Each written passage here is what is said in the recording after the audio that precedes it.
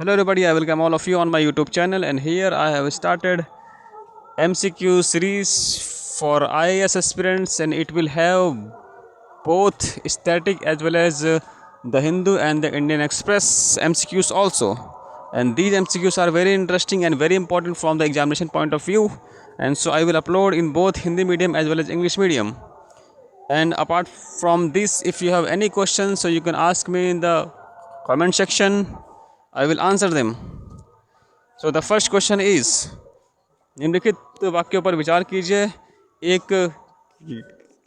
केंद्रीय मंत्री को कुछ विशेषाधिकार प्राप्त होते हैं, लेकिन उनमें से कुछ अधिकांश जब उपलब्ध होते हैं तब संसद चल रहा होता है।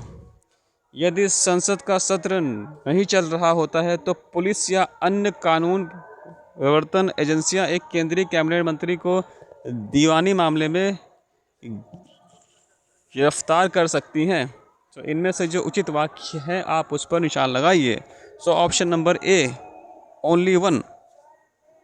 और ये इसकी व्याख्या है। सो अगर आप रीड करना चाहते हैं अपनी नॉलेज को बढ़ाने के लिए, सो वीडियो को पॉज कीजिए और आप इसको रीड कर सकते हैं। अगला सवाल, निम्नलिखित वाक्यों पर विचार कीजिए। ईमेलेयर शब्द को 1973 में ढेबर आयोग द्वारा पेश किया गया था। ईमेलेयर की अवधारणा सर्वोच्च न्यायालय द्वारा 1993 में इंदिरा साहनी मामले में दिए गए निर्णय के माध्यम से पेश की गई थी। सो उपरोक्त में से जो उचित वाक्य आप उस पर निशान लगाइए। Option number B. और अगला सवाल, वान समझौता हाल ही में खबरों में था, इसका उल्लेख के बारे में इनमें से कौन से देश में हुआ था? So option number C, Afghanistan में। और ये बोन्स समझौता के बारे में पूरी व्याख्या है। सो अगर आप इसके बारे में रीड करना चाहते हैं तो वीडियो को पॉज कीजिए और आप इसको रीड कर सकते हैं। ये सब आपके आंसर राइटिंग के लिए भी इस्तेमाल में आएगा। और अगला सवाल, हाल ही में निम्नलिखित में से किस राज्य सरकार ने शहरी गरीबों के लिए मजदूरी रोजगार योजना की घोषणा की है? So option number B, Tamil Nadu. अगला सवाल, महात्मा गांधी राष्ट्रीय ग्रामीण रोजगार गारंटी अधिनियम या मनरेगा के संदर्भ में निम्नलिखित वाक्यों पर विचार कीजिए। यह प्रत्येक वित्तीय वर्ष में हर उस व्यक्ति को कम से कम 100 दिनों का गारंटीकृत मजदूरी रोजगार प्रदान करता है, जिसके पुरुष अध्यक्ष अकुशल शारीरिक कार्य करने के लिए स्वेच्छा से काम करते हैं। यह योजना श्रम और रोजगार मंत्रालय द्वारा कार्यान्वित की जाती है। सो इनमें से जो उचित वाक्य आप उस पर निशान लगाइए। सो ऑप्शन नंबर फोर्थ, इनमें से एक भी नहीं। अगला सवाल, निम्नलिखित वाक्यों पर विचार कीजिए। जेनेटिक इंजीनियरिंग मूल्यांकन समिति GAC शीर्ष निकाय है जो GM फसलों के व्यावसायिक रिलीज की अनुमति देता है। अस्वीकृत जीनोम संस्करण का उपयोग करने पर 5 साल की जेल और रुपए का जुर्माना भी लग सकता है। पर्यावरण संरक्षण अधिनियम 1986 के तहत 10 लाख रुपए। भारतीय खाद्य सुरक्षा और मानक प्राधिकरण भारत में आयातित फसलों का विनियमित करने के लिए अधिकृत निकाय है। सो इनमें से जो उचित आंसर है आप उस पर निशान लगाइए। सो ऑप्शन नंबर सी, 1 और 3। अगला सवाल, भारत में विकसित आनुवांशिक रूप से संशोधित सरसों के संबंध में निम्नलिखित कथनों पर विचार कीजिए। GM सरसों से एक मिट्टी के जीवाणु के जीन होते हैं जो पौधों को विभिन्न प्रकार के कीटों के लिए कीट प्रतिरोधक का गुण देते हैं। GM सरसों में जीन होते हैं जो पौधों को पर परागण और संकरण की अनुमति देते हैं। GM सरसों को IARI और पंजाब कृषि विश्वविद्यालय द्वारा संयुक्त रूप से विकसित किया गया है। सो इनमें से जो उचित वाक्य आप उस पर निशान लगाइए। सो ऑप्शन नंबर बी,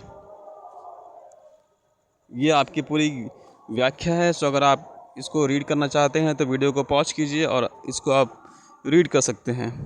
मैं वापस से बोलूँगा कि इन पॉइंट्स को, ये बहुत अच्छे अच्छे पॉइंट्स हैं, तो इन पॉइंट्स को आप अपनी मेंस आंसर राइटिंग में भी इस्तेमाल कर सकते हैं, और अगर आप चाहें तो अपनी एस्से राइटिंग में भी इस्तेमाल कर सकते हैं। अगला सवाल, भुवन वेदास और मोज़डैक का इस्तेमाल अभी अभी अखबारों में हुआ था। सो ये सब भूस्थानिक पोर्टल हैं। अगला सवाल, चिल्का झील के संबंध में निम्नलिखित वाक्यों पर विचार कीजिए। यह भारत के पूर्वी तट पर स्थित है। यह भारतीय उपमहाद्वीप में कहीं भी पाए जाने वाले प्रवासी जल पक्षी के लिए सबसे बड़ा शीतकालीन मैदान है। यह एशिया की पहली रामसर साइट है जिसे मॉन्ट्रो रिकॉर्ड से हटाया गया है। सो इनमें से जो उचित वाक्य, आप उस पर निशान लगाइए। सो ऑप्शन नंबर 4। और आज का आखिरी सवाल, विजुअल लाइट कम्युनिकेशन के संदर्भ में निम्नलिखित में से कौन सा वाक्य उचित है। सो VLC विद्युत चुम्बकीय स्पेक्ट्रम 375 से 780 nm का उपयोग करता है। VLC की लंबी दूरी के ऑप्टिकल वायरलेस संचार के रूप में जाना जाता है। VLC ब्लूटूथ की तुलना में बड़ी मात्रा में इंफॉर्मेशन तेज़ी से भेज सकता है। VLC में कोई विद्युत चुम्बकीय हस्तक्षेप नहीं है। So option number C। सो आज के लिए इतना ही। और आखिरी में मेरा आप लोगों से निवेदन है कि मेरे YouTube वीडियोस को और मेरे YouTube चैनल को अधिक से अधिक अपने व्हाट्सएप में अपने दोस्तों के बीच में अधिक से अधिक फॉरवर्ड कीजिए। और इसके अलावा अगर आप हमसे कुछ पूछना चाहते हैं तो नीचे कमेंट सेक्शन में हमसे आप पूछ सकते हैं। और इसके अलावा अगर आप हमसे कुछ और वीडियोस चाहते हैं तो वो भी आप नीचे कमेंट सेक्शन में लिख सकते हैं, और मैं आपके लिए अवश्य उन वीडियोस को रिकॉर्ड कर दूंगा। So thank you so much.